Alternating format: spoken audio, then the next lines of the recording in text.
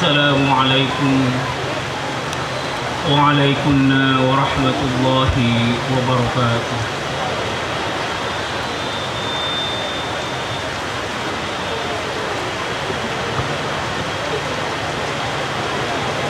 Bismillahirrahmanirrahim.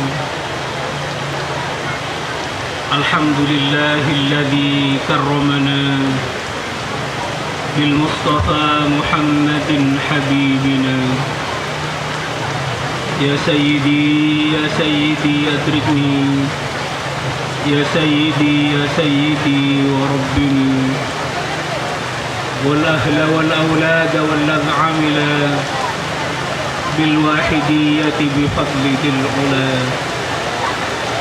Ya ayyuhal wawuhu salamullah alaika rabbini bi idnillah. وانظر إلي سيدي بنظرة موصلة للحضرة العالية. يا ربنا اللهم صل سلم على محمد شفيع الأمم والآل واجعل لنا مسرعين بالواحدية لرب العالمين. يا ربنا اغفر يسر واهدنا قرب وألف بيننا يا ربنا. أما بعد. Hadratul Mukarram Kanjeng Romo Kiai Haji Abdul Latif Majid radhiyallahu anhu, pengasuh perjuangan Wahidiyah dan Pondok Pesantren Kedunglo yang senantiasa kita taati. Al-Mukarramah Ibu Nyai dan segenap keluarga yang kami muliakan, Bapak Gubernur Jambi atau yang mewakili yang kami hormati, Bapak Bupati Merangin yang diwakili oleh beliau Bapak Wakil Bupati yang kami hormati, Bapak Ibu Pramu Perjuangan Wahidiyah yang kami hormati, Khadimul Wahidiyah Provinsi Jambi, Kota, Kabupaten, Kecamatan, Desa dan imam-imam jamaah yang kami hormati, Bapak Ibu Panitia Pelaksana Mujahadah Nisfis Sanah Provinsi Jambi yang kami hormati, yang kami hormati para pengasuh pondok pesantren, para kiai, para asatid, tuan-tuan guru, tokoh-tokoh masyarakat yang kami hormati, Bapak Ibu pejabat pemerintah, sipil, TNI maupun Polri yang hadir yang kami hormati, Bapak Kepala Desa dan segenap jajarannya yang kami hormati, hadirin, hadirat, mujahidin, mujahidat, rahimakumullah. Dalam hal memanjatkan puja-puji tasyakur kehadirat Allah Subhanahu wa Ta'ala, sanjungan salawat salam barakah yang seindah-indahnya keharibaan beliau sahibi syafa'ah Rasulullah sallallahu alaihi wasallam. Salam ikraman wa ta'ziman wa mahabbatan wa syauqan, kepangkuan beliau para kekasih Allah min awalihim ila akhirihim, wa khususan khasah hadrati sultanil awliya wa fi hadha zaman radhiyallahu an. Kami makmum petugas terdahulu, hadirin hadirat yang kami hormati, ketika beliau Sang Wali Agung Asy-Syaikh Ibnu Athaillah As-Sakandari radhiyallahu an ditanya tentang permohonan apa yang paling baik dipanjatkan oleh seorang hamba Allah.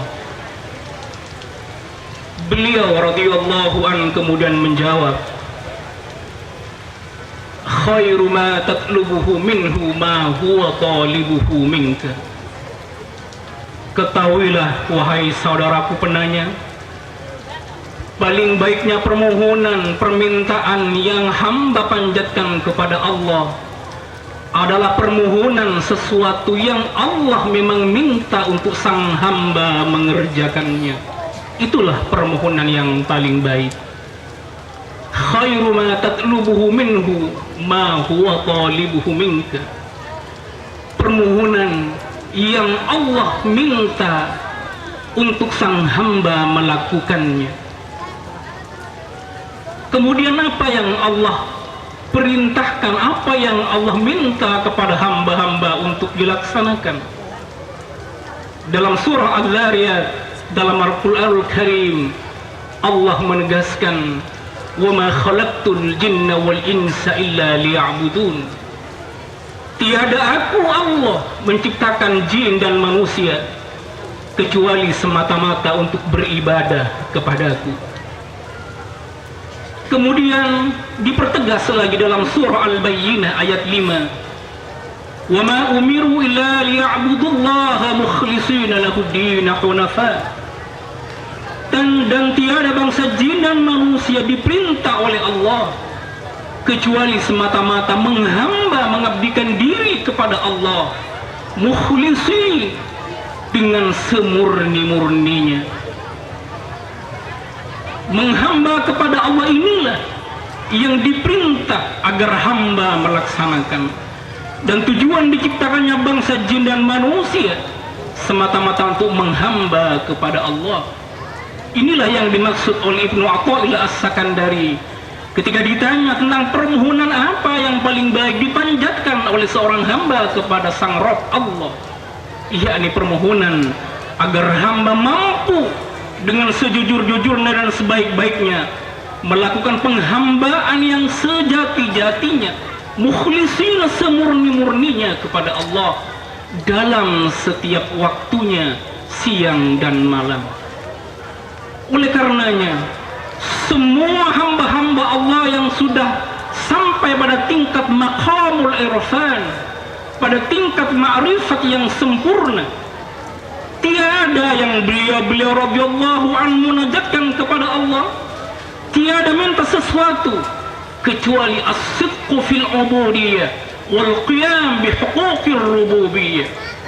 Matlabul arifin, yang dimohon, yang dipanjatkan dalam setiap doa, bahkan tangisan para ahli makrifat kepada Allah, tiada lain agar Allah menganugerahkan kepada beliau radhiyallahu an as-sidqu fil ubudiyah, kemantapan, kejujuran, keikhlasan dalam menghambakan sebaik-baiknya kepada sang Al-Khaliq Allah dan mampu melaksanakan hak-hak rububiyahnya Allah. Inilah Bapak Ibu yang kami hormati, menghamba kepada Allah yang semurni-murninya dalam setiap saat, siang dan malam, bahkan dalam tarikan nafas dan kedipan mata, semuanya digunakan untuk semata-mata menghamba kepada Allah. Karena inilah inti dan tujuan diciptakannya jin dan manusia. Banyak sekali hadis-hadis yang menerangkan ketika malaikat, salah satu riwayat dari Mu'adz bin Jabal, malaikat menghaturkan amal sang hamba kepada Allah, dihaturkan amal itu kepada Al-Khaliq Allah, yang dalam pandangan malaikat bahwa amal sang hamba telah memenuhi kriteria agar diterima amal ini. Tapi ketika sampai ke hariban Allah, amal itu ditolak oleh Allah, yang Allah berfirman, wahai malaikatku, amal yang kau setor dari sang hamba ini tidak untuk diriku. Ketika sang hamba melaksanakan amal ini yang hamba mengatakan dan menyangka bahwa perbuatan itu dinilai ibadah, dalam pekerjaannya, dalam hatinya ada ujub, dalam hatinya ada riya, dalam hatinya ada sum'ah, dalam hatinya ada hasad, dalam hatinya banyak hijab, yang semua ini menjadikan semua amalnya tidak sampai kepadaku. Bahkan yang paling mengerikan dalam amal hambaku itu, dalam amalnya ada perbuatan yang menyekutukan aku dengan nafsunya, dengan selainku, asyirku. Amal itu dalam riwayat Mu'adz ibnu Jabal ditolak oleh Allah. Menghamba kepada Allah secara teoretik gampang, memang secara verbalistik diucapkan, tetapi pada tingkatan aplikatif untuk sampai kepada apa yang dimaksud oleh Allah dalam surah Al-Bayyinah ayat 5, mukhlisina, secara murni, secara ikhlas, hingga inilah syarat diterimanya amal ibadah indallah, itu ternyata begitu sulitnya. Hingga para ahli-ahli hakikat, para ahli-ahli pejalan yang sampai pada maqamul irfan, pada tingkat ma'rifat, hingga mendahulukan ada aqabah, tanjakan yang begitu terjal, yang harus dilalui oleh seorang as-salik, sang hamba, karena begitu sulitnya. Bahkan dikatakan untuk mengetahui penyakit-penyakit yang ada di hati, begitu sulitnya, hingga diumpamakan bagaikan an-namla as-sauda fil lailatul zulma al hadul aswadi, bagaikan semut hitam di atas batu hitam di gelap gulitanya malam. Karena sulitnya mengetahui hal ini, karena ini begitu esensial, karena kalau tidak diperhatikan dengan betul, sang hamba menyangka amalnya diterima oleh Allah, ternyata itu ditolak. Karena ternyata di hatinya banyak sekali penyakit-penyakit hati. Maka dibutuhkan seorang mursyid, seorang gaib, mursyid yang kamil mukammil, yang iman beliau sempurna, dan juga diberi izin dari Allah untuk mentakmilkan murid-muridnya, mentakmilkan orang lain. Mursyid kamil mukammil yang beliau mampu melakukan irsyadul qalbi, tidak hanya pandai secara ilmiah kognitif teoretik, tidak hanya mampu melakukan transfer pengetahuan, tidak hanya mampu melakukan ta'limul ilmi seperti yang banyak kita temukan dalam sekolah-sekolah formal, tapi seorang mursyid kamil mukammil mutlak mampu melakukan irsyadul qalbi, bimbingan, arahan-arahan yang sifatnya qalbiyah kepada para murid-muridnya. Dan di akhir zaman ini, para hadirin hadirat rahimakumullah, semua ulama-ulama tasawuf ittafaqu, sepakat semuanya, ya'dimul murabbuna fi akhir zaman. Di kitab-kitab mu'tabar yang dibaca, di kitab-kitab yang dibaca di pesantren-pesantren salaf ataupun khalaf, banyak dawuh-dawuh yang menerangkan, di antaranya ya'dimul murabbuna fi akhir zaman. Begitu sulitnya, bahkan bisa dikatakan tidak ada seorang mursyid yang kamil mukammil yang mampu melakukan irsyadul qalbi di akhir zaman ini. Maka karena jarangnya, tidak adanya, bahkan bisa dikatakan ya'dim tidak ada, kal kibritil ahmar, keberadaannya sama seperti al kibritul ahmar yang ada hanya pada pemerintahan Nabi Sulaiman alaihissalam. Maka semua ulama-ulama ittafaqu, satu-satunya jalan untuk melakukan tazkiyatun nafsi, pembersihan hati, untuk membuang kotoran hijab-hijab yang ada di hati yang menjadi penghalang diterimanya amal kepada Allah subhanahu wa ta'ala, tidak ada lain. Semua ulama ittafaqu hanya dengan salawat kepada Rasulullah sallallahu alaihi wasallam. Dan hati ini harus dibersihkan, hati ini harus dijernihkan, hati ini harus dibuang segala penyakit-penyakit hati. Dan sekali lagi, semua ulama ittafaq, satu-satunya jalan yakni dengan membaca salawat keharibaan beliau Rasulullah sallallahu alaihi wasallam. Dalam kitab Sa'adatud Darain fi Salati ala Sayyidil Kaunain, Asy-Syaikh An-Nabhani radhiyallahu an mendawuhkan, وبالجملة فالصلاة على النبي صلى الله عليه وسلم توصل إلى الله من غير شيخ، لأن الشيخ والسدد فيها هو صاحبها، لأنها تعرض عليه ويصلي الله على المصلي، بخلاف غيرها من الأذكار فلا بد فيها من الشيخ العارف، وإلا ولا ينتفع بها ودخله الشيطان.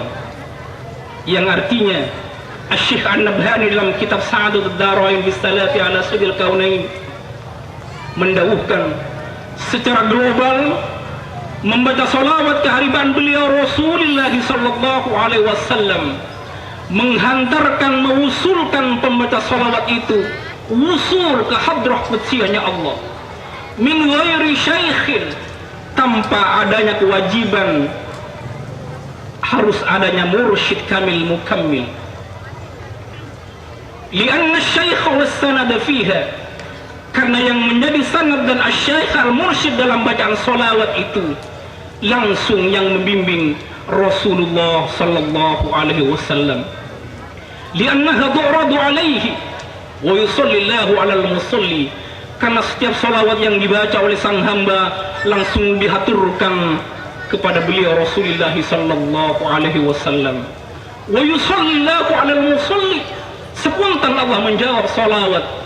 Satu salawat seperti diriwayatkan dalam hadis rawahu at-Tabrani an Anas ibn Malik, man shalla alayya salatan marrah salatan wahidatan sallallahu alaihi asyra, barang siapa yang baca salawat kepadaku satu kali Allah membalas 10 kali. Wa man shalla alayya asyra sallallahu alaihi mi'ah, barang siapa yang baca salawat 10 kali Allah membalas 100 kali. Wa man shalla alayya mi'ah kataballahu baina 'ainaihi bara'atan minan nifaq wa bara'atan minan nar wa askanahu yaumil qiyamati ma'asy syuhada.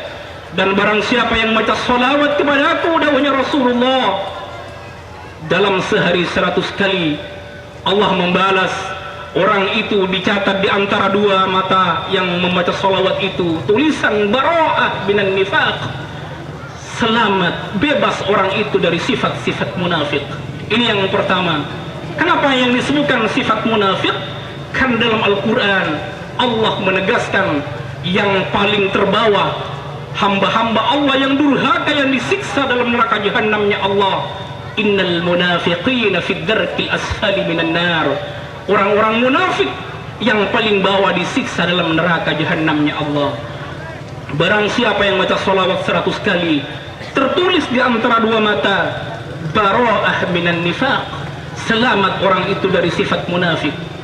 Yang kedua bara'ah minan nar, selamat dari siksa nerakanya Allah. Yang ketiga wa askanahu yaumil qiyamati ma'asy syuhada, dan digolongkan, ditempatkan, dikumpulkan orang itu bersama kaum syuhada fi yaumil qiyamah. Rawahul Bazzar, yang terusan hadis ini, man shalla alayya fil yaumi alfa marratin, barang siapa yang baca salawat kepadaku dalam sehari 1000 kali, lam yamut hatta yara maq'adahu minal jannah, orang itu tidak akan dicabut rohnya, tidak akan dimatikan oleh Allah sebelum orang itu mendapat kehormatan yang agung dari Allah, diperlihatkan tempatnya di surganya Allah. Bapak Ibu yang kami hormati, betapa banyak fadilah barakah salawat. Dan yang paling inti dalam konteks perjalanan seorang hamba untuk mencapai, merealisasikan penghambaan secara mukhlisina kepada Allah, seperti termaktub dalam surah Al-Zariyat dan surah Al-Bayyinah ayat 5 tadi, yakni dengan membaca salawat mampu menghantarkan pembacanya suan, audiensi, usul ke hadrah al-aliyah, al-hadrah al-qudsiyah Allah subhanahu wa ta'ala, langsung yang membimbing Rasulullah sallallahu alaihi wasallam. Bikhilafi ghairiha min al-adhkar, berbeda dengan lain zikir selain salawat. Fala budda fiha min asy-syaikh al-arif, zikir selain salawat mutlak wajib adanya asy-syaikh al-arif, seorang guru yang makrifat, imannya kamil dan mampu mentakmilkan orang lain. Wa illa, dan jika tidak adanya Syekh Al-Arif dalam zikir ini, bahkan dalam tilawatul Quran, kalau tilawatul Quran dibaca dalam konteks ibadah, pahalanya luar biasa seperti difirmankan dan disabdakan oleh Rasulullah, afdhalu ibadati ummati tilawatul Quran. Tetapi ketika digunakan sebagai sebuah metode suluk, mutlak tetap harus adanya Asy-Syaikh Al-Arif. Kalau tidak ada Syekhul Al-Arif dalam perjalanan zikir ini, dawuhnya Asy-Syaikh An-Nabhani, dakhalahu syaitan wa la yantafi'u biha sahibuha, masuklah syaitan dan menggelincirkan perjalanan suluknya, tidak akan sampai makrifat kepada Allah, wala yantafi'u biha sahibuha, dan tidak akan mendapatkan apa-apa dalam tujuan untuk usul ke hadrah qudsiyahnya Allah. Bapak Ibu yang kami hormati, oleh karenanya seperti dikatakan tadi oleh wakil Perjuangan Wahidiyah Provinsi Jambi, Perjuangan Wahidiyah yang merupakan upaya zahiriyah batiniyah yang memperjuangkan diri kita pribadi terutama, kemudian keluarga, qu anfusakum wa ahlikum nara, kemudian memperjuangkan tetangga, masyarakat, jami'al alamin, umat keseluruhan untuk sadar kepada Allah yang terlebih dahulu mutlak mengacu kepada hadis-hadis dan firman-firman Allah Al-Quran Al-Karim. Yang pertama mutlak dilakukan harus penjernihan hati, dibersihkan hati dari kotoran, dari hijab yang menghalangi perjalanan hamba untuk usul dan menghalangi diterimanya amal-amal karena syirik, karena ujub, karena riya, karena takabur, karena hasad dan penyakit-penyakit lainnya. Perjuangan Wahidiyah sebagai sebuah amalan yang memperjuangkan diri pribadi, keluarga dan masyarakat jami'al alamin untuk sadar kepada Allah, mampu melaksanakan tugas-tugas kewajibannya sebagai hamba kepada Allah, dan mampu mengaplikasikan nilai-nilai ilahiyah dan akhlak-akhlak nabawiyah pada konteks aplikatif secara bermasyarakat dengan menggunakan sholawat wahidiyah yang Bapak Ibu kalau sudah menerima lembaran yang kami berikan, di sana termaktub faedah utama mengamalkan sholawat wahidiyah, menjernihkan hati untuk ma'rifat billah wa rasulihi sallallahu alaihi wasallam.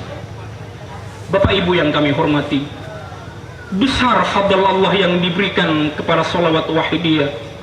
Tahadduts bin nikmah, orang-orang yang awalnya tidak kenal Allah, yang awalnya sulit sekali untuk iqamatus salat, bahkan yang menenggelamkan dirinya secara sengaja atau terpengaruh karena pergaulan, terjebak dalam narkoba dan pergaulan rusak, alhamdulillah dengan mengamalkan sholawat wahidiyah, dengan izin Allah, dengan syafaat beliau Rasulullah sallallahu alaihi wasallam, dengan nadrah barakat tarbiyah beliau sultanil awliya wa fi hadzal zaman radhiyallahu an, diberi insaf dan diberi kemudian mampu untuk kembali kepada jati diri sebagai seorang yang dilahirkan secara fitrah, mampu mengejawantahkan sebagai Abdullah yang mampu melaksanakan liya'budullaha mukhlishina lahuddin hunafa.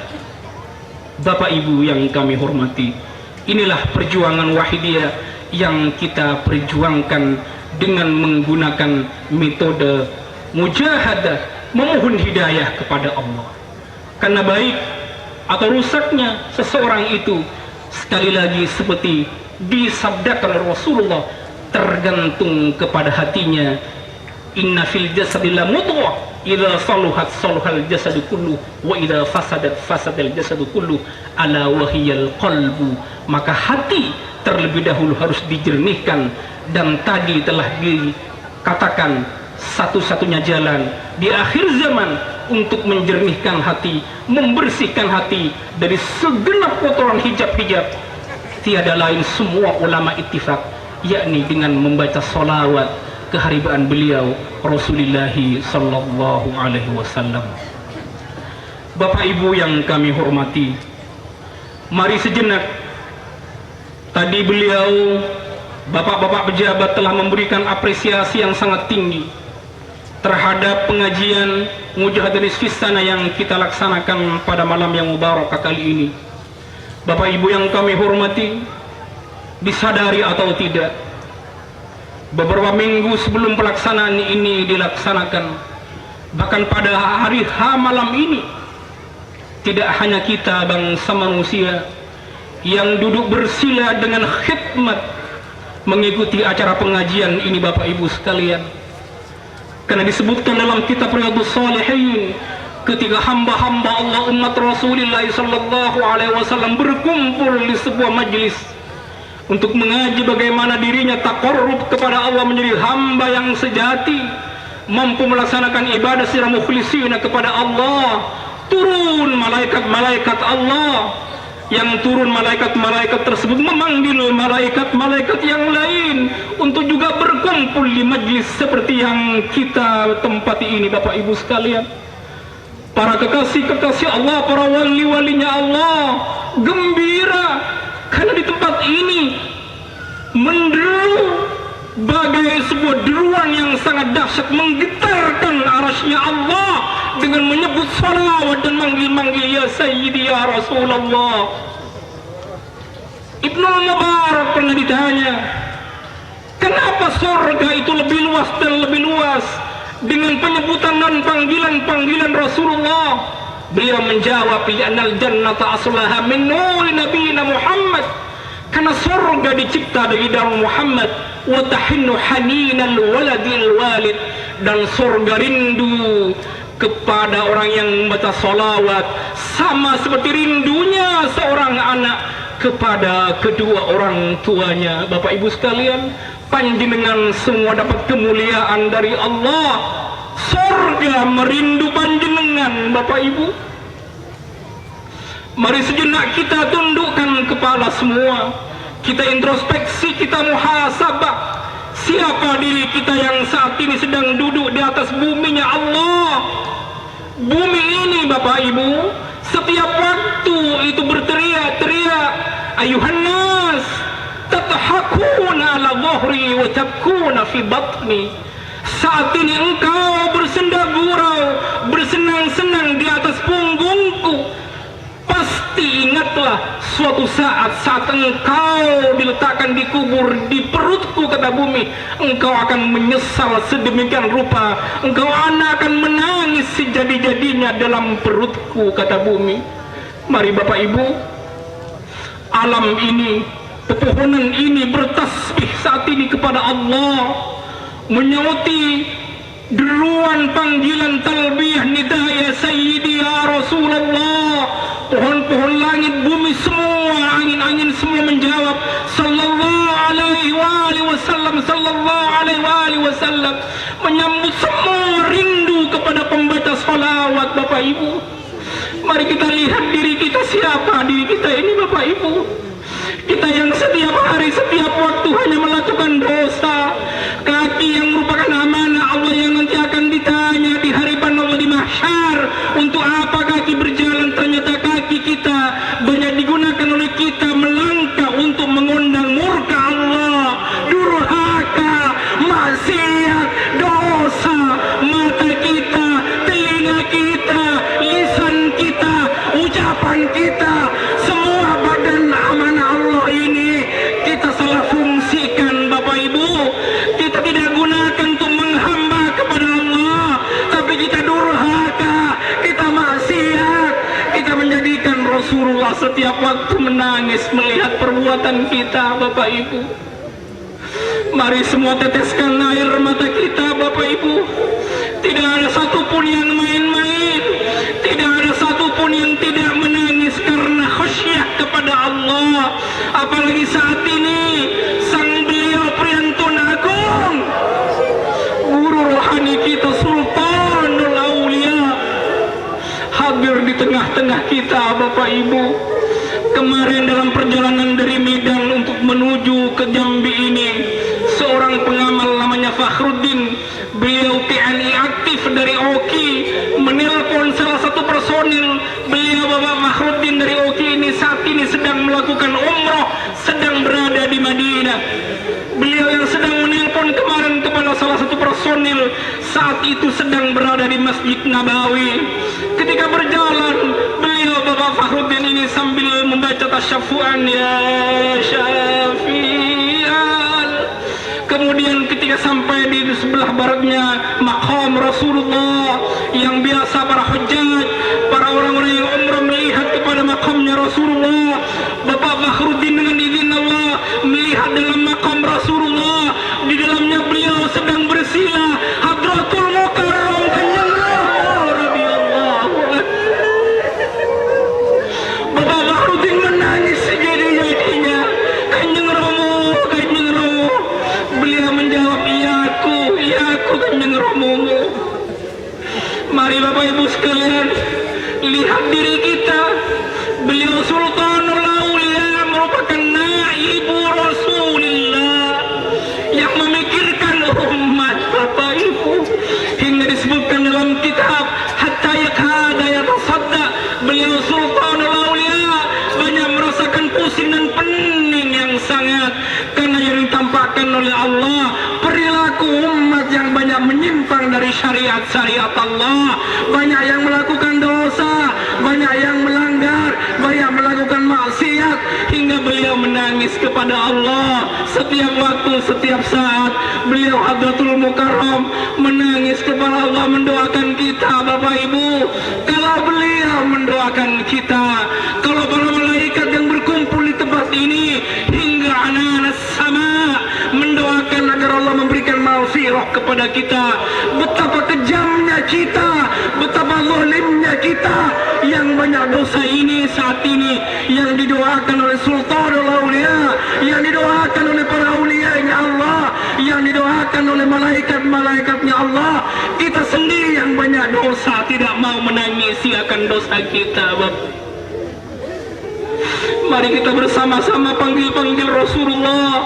Bagi Bapak Ibu yang belum kenal sholawat wahidiyah, bacalah dengan kami, ya Sayyidi ya Rasulullah.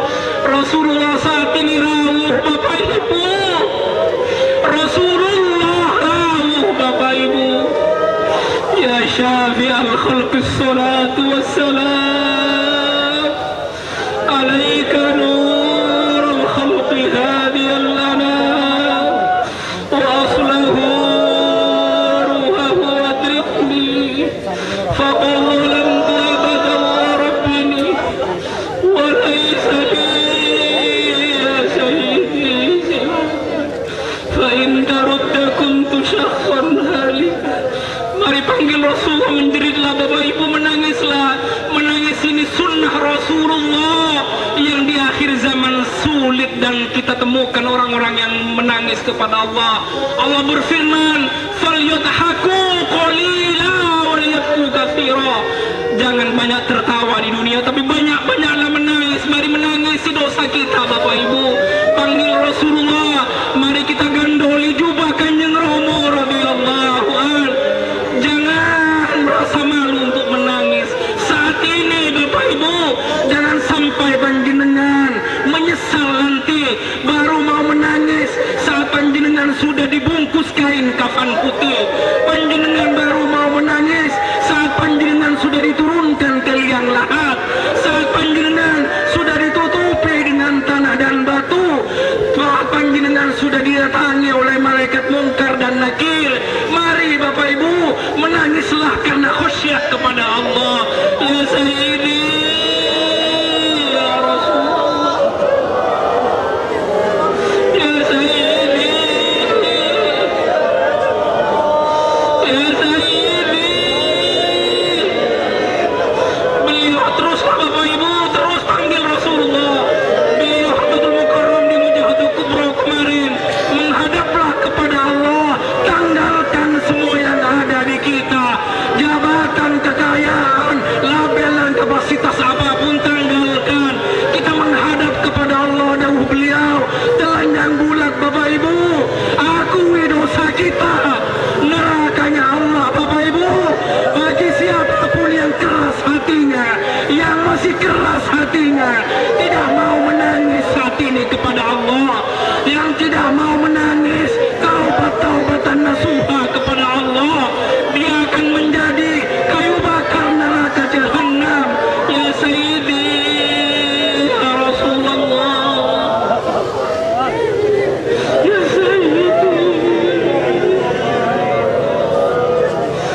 ya ayyuhallah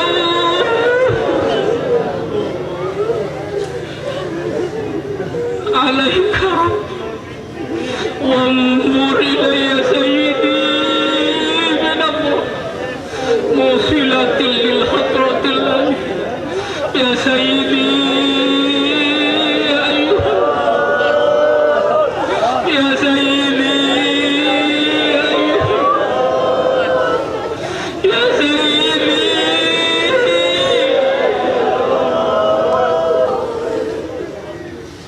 Bapak Ibu menjerit memanggil-manggil sang guru rohani bukan hanya ada di Wahidiyah, semua tarekat Qadiriyah ketika zamannya Syekh Abdul Qadir Al-Jailani, ketika ada kesulitan beliau para murid-muridnya memanggil ya Syekh Abdul Qadir Al-Jailani, di Tijaniyah ya Syekh Tijani, di Naqsyabandiyah ya Syekh Bahaluddin An-Naqsyabandi, karena ada dawuh man tahayyara fi amrin wa tawassala ila al-ghawth yubaddilullahu asrahu bil yusri wa yanaluhu farahun wa sururun. Barang siapa yang dalam kesulitan, terutama kesulitan dalam hal sowan kepada Allah dan tawassul memanggil-manggil al-ghawth,